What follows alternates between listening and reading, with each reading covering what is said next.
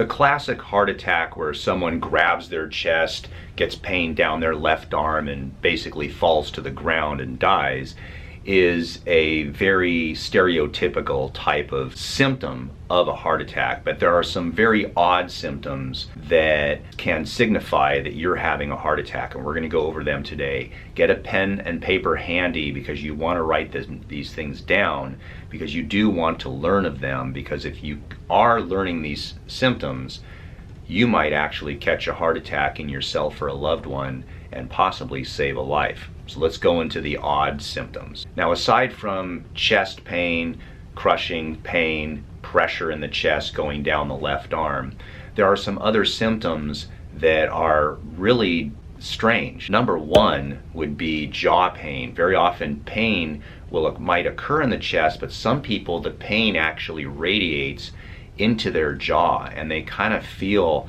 like, gee, I just feel a weird feeling in my jaw. This is something that if it's not going away, or the other symptoms in this video start to present themselves, then you simply need to get to the emergency room as fast as possible. Number two, shoulder pain. Pain usually in the left shoulder, so someone will feel a general achiness. Now, how do you differentiate between a shoulder pain, a rotator cuff problem, a joint problem, a muscle problem versus a heart attack? Generally speaking, you'll know if you hurt your shoulder. If you fall down and hit your shoulder, it's shoulder pain from an injury. But if all of a sudden you start walking up a flight of stairs and your shoulder starts hurting, your shoulder should not hurt when you start walking up a flight of stairs. That is kind of an odd symptom, but it's very common for people to have generalized aching in the top of their shoulder that actually turns out to be a heart attack. Number three, indigestion. Pain underneath the rib cage, right below where the heart is. This is one of the most common symptoms that females will get. Females will usually get different types of symptoms compared to males when it comes to heart disease or heart attacks. And they feel like it's indigestion, they feel like they have a little bit of esophageal problems, things of that nature. People will always try to justify it, but if you're getting a burning sensation and it has not been diagnosed as an ulcer or a GERD or something like that, then you need to take that seriously and actually get to an emergency room. Number four, middle back pain. Some people don't feel as much pressure in the chest as they do in the back, and this is between about T5 to T9 area, right in the middle, in between the scapula. Now, in this particular case, this is very, very important for me personally, because as a doctor of chiropractic, patients come in with spinal problems all the time. And it has happened in the past. It doesn't happen a lot. However, patients will come into the office and go, yeah, doc, I got this stiffness or just pressure in my middle back. And I will motion palpate and examine their actual spine, and it turns out that you kind of don't find anything wrong with them. You don't find anything wrong with the muscles, you don't find anything wrong with their movement patterns of their spine. This is why, by the way, it's important to, when you go to a chiropractor, to go to someone who's actually going to examine you and not just lie you down and just do the same adjustments on everyone. That's kind of ridiculous. Middle back pain can be a sign of heart attacks, so you just want to be aware of that. So when a patient comes in that has middle back pain, you want to definitely examine them thoroughly. Most people that go to a chiropractor, by the time they've come in here, they've probably either already been to their medical doctor or they've got some musculoskeletal problem. So it's not a tremendous concern. However, if a person is a smoker, they're overweight, they have diabetes, they've either had problems with their heart in the past, and suddenly, for no apparent reason, they're getting, middle back pain, that's a clue something might be wrong. And you definitely want to start thinking that it could be something else besides a chiropractic problem. Number five, sweating profusely for no apparent reason. Now, if it's 95 degrees outside and someone's sweating, it's hard to differentiate that. But if it's a normal temperature and someone is just sweating, then they there could be a reason for that, and it could be a heart attack.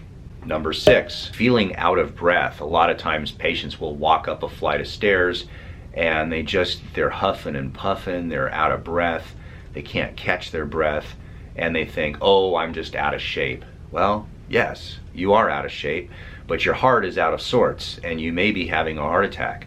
So breathlessness is a very important symptom. Now I have a story for you, and this is a great story. I had a friend who was a cyclist, and he was a pretty good cyclist, and in our area there's lots of hills, and he was going up a particular hill one day, and he just kind of noticed he was just out of breath more than normal.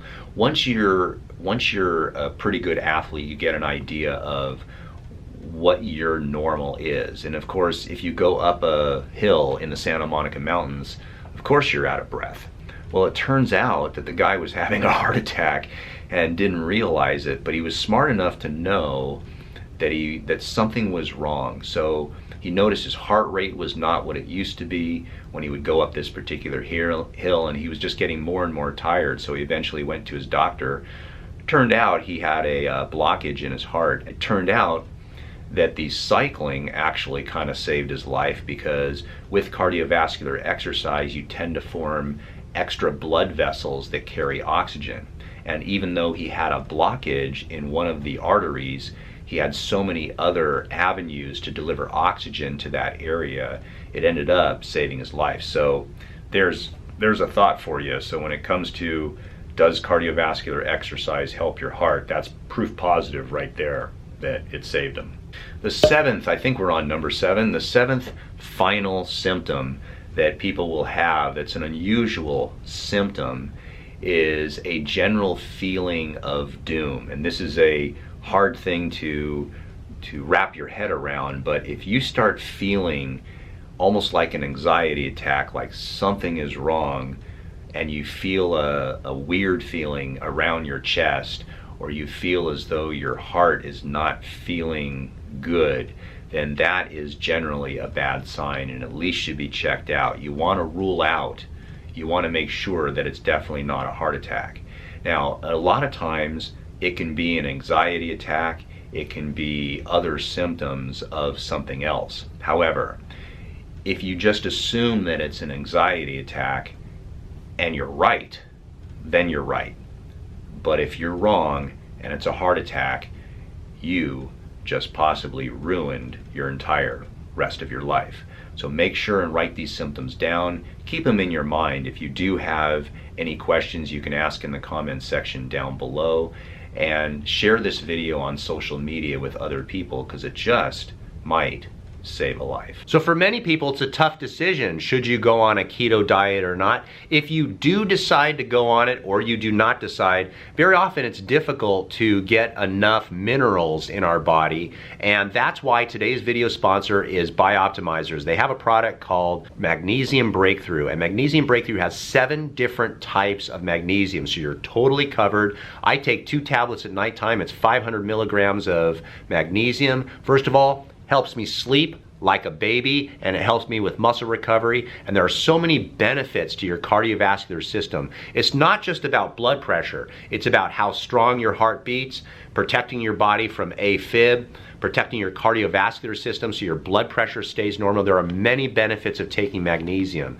but if you want to get a magnesium supplement, this is the best. So I'm going to put a link down below. There's a discount code for you, and give me a thumbs up, subscribe to the channel, bell notification, and I will see you on the next video.